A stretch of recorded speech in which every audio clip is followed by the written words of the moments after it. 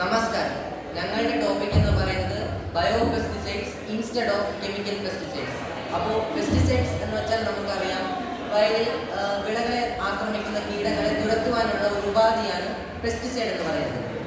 നമ്മൾ ഈയിടെയായിട്ട് കൂടുതലായിട്ട് ഉപയോഗിക്കുന്നത് കെമിക്കൽ പെസ്റ്റിസൈഡ്സ് ആണ്, അതായത് കെമിക്കൽ കോൺസ്റ്റിറ്റ്യൂവൻസ് കൊണ്ട് മേക്ക് ചെയ്ത പെസ്റ്റിസൈഡ്സ് ആണ്. ഈ പെസ്റ്റിസൈഡ്സ് നമ്മൾ കൂടുതലായും ആശ്രയിക്കാൻ കാരണം ഈ പെസ്റ്റിസൈഡ്സ് വളരെ പെട്ടെന്ന് തന്നെ കീടങ്ങളെ തുരത്തുകയും നമ്മുടെ വിളകളെ ആക്രമിക്കുന്ന കീടങ്ങളെ പെട്ടെന്ന് തന്നെ തുരത്തുക. പക്ഷേ ഇത് ഉപയോഗിക്കുന്നത് വഴി ഗുണങ്ങളെക്കാൾ കൂടുതൽ കോട്ടങ്ങളാണുള്ളത്. കെമിക്കൽ പെസ്റ്റിസൈഡ് ഉപയോഗിക്കുന്നത് വഴി നമുക്ക് മാരകമായ രോഗങ്ങൾ, ക്യാൻസർ പോലുള്ള മാരകമായ രോഗങ്ങൾ പിടിപെടാൻ വരെ സാധ്യതയുണ്ട്. മനുഷ്യർക്ക് മാത്രമല്ല, മറ്റ് ജീവജാലങ്ങൾക്കും ജലം, മണ്ണ് തുടങ്ങിയ അജീവീയ ഘടകങ്ങൾക്കും ഇത് വളരെയധികം മാരകമായി തന്നെ, ഗുരുതരമായി തന്നെ ബാധിക്കും. നമ്മുടെ ഇന്ത്യയുടെ ഒരു ലക്ഷ്യം എന്ന് പറയുന്നത് 2047 കൂടി ഒരു വികസിത രാജ്യം അല്ലെങ്കിൽ ഒരു ഡെവലപ്ഡ് നേഷൻ ആവാൻ എന്നുള്ളതാണ്. പക്ഷേ ജനങ്ങളുടെ ആരോഗ്യം, അതിൽ ശ്രദ്ധയൂന്നിക്കൊണ്ടാകണം ഇന്ത്യ ഒരു ഡെവലപ്ഡ് നേഷൻ ആകേണ്ടത്. അല്ലെങ്കിൽ ഇന്ത്യക്ക് ആ ഒരു ലക്ഷ്യം കൈവരിക്കാൻ സാധിക്കാതെ പോകും. അപ്പോൾ അതിന് ഉള്ള ഒരു വഴി എന്ന് പറയുന്നത് കെമിക്കൽ പെസ്റ്റിസൈഡിന്റെ ഉപയോഗം കുറയ്ക്കുക എന്നുള്ളതാണ്. ബയോ പെസ്റ്റിസൈഡ് ഉപയോഗിക്കുക എന്നുള്ളതാണ് ഏറ്റവും കരണീയമായ മാർഗം. ബയോ പെസ്റ്റിസൈഡ് എന്ന് വെച്ചാൽ എന്താണ്? പെസ്റ്റിസൈഡ് തന്നെയാണ്, പക്ഷേ നാച്ചുറൽ ആയിട്ടുള്ള ഓർഗാനിസംസിൽ നിന്ന് അല്ലെങ്കിൽ നാച്ചുറൽ ആയിട്ടുള്ള സബ്സ്റ്റൻസിൽ നിന്ന് ഡിറൈവ് ചെയ്തെടുക്കുന്ന പെസ്റ്റിസൈഡ്സിനാണ് നമ്മൾ ബയോ പെസ്റ്റിസൈഡ് എന്ന് പറയുന്നത്. ഈ ബയോ പെസ്റ്റിസൈഡിന്റെ മാനുഫാക്ചറിംഗ് ചില സ്റ്റെപ്സ് ഉണ്ട്, അല്ലെങ്കിൽ ചില പ്രോസസ്സുകൾ ഉണ്ട്. First step, selection of organism or substance. ഇപ്പോൾ നമ്മൾ ബയോ പെസ്റ്റിസൈഡ് പലതരത്തിലുണ്ട്. മൈക്രോ ഓർഗാനിസംസിൽ നിന്ന് ഡിറൈവ് ചെയ്തെടുക്കുന്നുണ്ട്, പ്ലാന്റ്സിൽ നിന്ന് ഡിറൈവ് ചെയ്തെടുക്കുന്ന പെസ്റ്റിസൈഡ്സ് ഉണ്ട്. അപ്പോൾ എന്തെങ്കിലും ആവട്ടെ, selection of organism of substance, അല്ലെങ്കിൽ ആ ഒരു പ്ലാന്റിനെ അല്ലെങ്കിൽ ആ ഒരു ഓർഗാനിസംസിനെ നമ്മൾ സെലക്ട് ചെയ്യുന്നു. ഇവിടെ ഒരു എക്സാമ്പിൾ പറഞ്ഞിട്ടുണ്ട്, ബാസിലസ് തുറഞ്ചിയൻസിസ്. ഇതൊരു ബാക്ടീരിയയാണ്, നമ്മൾ ഷോർട്ടായിട്ട് BT എന്ന് വിളിക്കാറുണ്ട്. ആ പെസ്റ്റിസൈഡിന്റെ പേരും അത് തന്നെയാണ്, ബാസിലസ് തുറഞ്ചിയൻസിസ് എന്ന് തന്നെയാണ്. ആ ഒരു ബാക്ടീരിയയിൽ നിന്നാണ് ഈ ഒരു ബയോ പെസ്റ്റിസൈഡ് ഡെറൈവ് ചെയ്തെടുക്കുന്നത്. Next, cultivation. ഈ ഒരു മൈക്രോ ഓർഗാനിസംസിനെ നമ്മൾ കൾട്ടിവേറ്റ് ചെയ്യുന്നു. കാരണം ചെറിയൊരു എമൗണ്ട് ബയോ പെസ്റ്റിസൈഡ് നമുക്ക് കിട്ടിയാൽ പോരാ. കാരണം ഇന്ത്യയിൽ നമുക്കറിയാം, ഇന്ത്യ ഒരു കൂടുതൽ കർഷകരുള്ള ഒരു രാജ്യമാണ്. അപ്പോൾ വലിയ അളവിൽ തന്നെ വേണം ബയോ പെസ്റ്റിസൈഡിന്റെ എമൗണ്ട്. അപ്പോൾ ലാർജ് എമൗണ്ട് ഓഫ് മൈക്രോ ഓർഗാനിസംസിന് നമുക്ക് കൾട്ടിവേറ്റ് ചെയ്യേണ്ടി വരും. അതാണ് ഈ സ്റ്റെപ്പ്. Next, fermentation. ഈ സ്റ്റെപ്പ് മൈക്രോബിയൽ ബയോ പെസ്റ്റിസൈഡിന് മാത്രം ഉള്ളതാണ്. കാരണം മൈക്രോബിയൽ ബയോ പെസ്റ്റിസൈഡ് എന്ന് പറയുമ്പോൾ മൈക്രോ ഓർഗാനിസംസിൽ നിന്ന് നമ്മൾ ഡെറൈവ് ചെയ്തെടുക്കുന്ന ബയോ പെസ്റ്റിസൈഡ്സ്. ആ മൈക്രോ ഓർഗാനിസംസിന്റെ വളർച്ചയ്ക്ക് വേണ്ട ന്യൂട്രിയൻസ്, ടെമ്പറേച്ചർ, അതിന് വേണ്ട pH, ഇതൊക്കെ ഒരുക്കി കൊടുക്കുക എന്നുള്ളതാണ് ഈ സ്റ്റെപ്പിൽ വരുന്ന കാര്യങ്ങൾ. Next, extraction and purification of bio pesticide.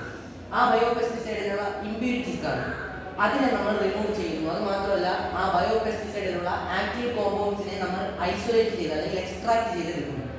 Next, formulation. നമുക്കറിയാം, നമുക്ക് വളമൊക്കെ വാങ്ങിക്കാൻ കിട്ടുന്നത് പൗഡർ രൂപത്തിലോ ഗ്രാനുൾസ് ആയിട്ടോ അല്ലെങ്കിൽ തരിതരിയായിട്ടോ ലിക്വിഡ് ആയിട്ടോ ഒക്കെയാണ്. ആ ഒരു രീതിയിലേക്ക് നമ്മൾ ഈ ബയോ പെസ്റ്റിസൈഡിനെ മാറ്റുക, അതാണ് ഈ process. Next, quality control and testing. ആ ഒരു ബയോ പെസ്റ്റിസൈഡിന്റെ ഗുണമേന്മയൊക്കെ ചെക്ക് ചെയ്യുക. Next, packaging and distribution. ആ ബയോ പെസ്റ്റിസൈഡിനെ പാക്ക് ചെയ്ത് അതിനെ കടകളിലേക്ക് ഡിസ്ട്രിബ്യൂട്ട് ചെയ്യുക.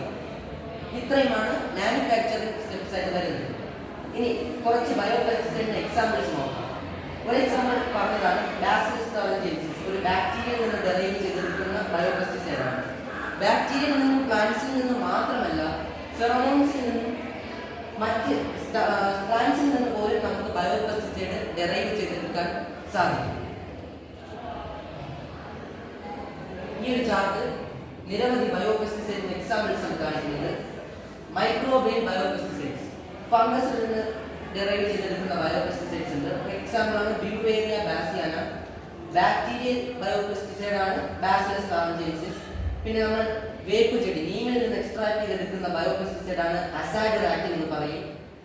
പിന്നീട് നമ്മൾ ഫെറമോൺസ് നമുക്കറിയാം, അനിമൽസ് സെക്രീറ്റ് ചെയ്യുന്ന കെമിക്കൽ സബ്സ്റ്റൻസ് ആണ്. അതിൽ നിന്നും നമുക്ക് ബയോ പെസ്റ്റിസൈഡ് ഡെറൈവ് ചെയ്തെടുക്കാൻ സാധിക്കും.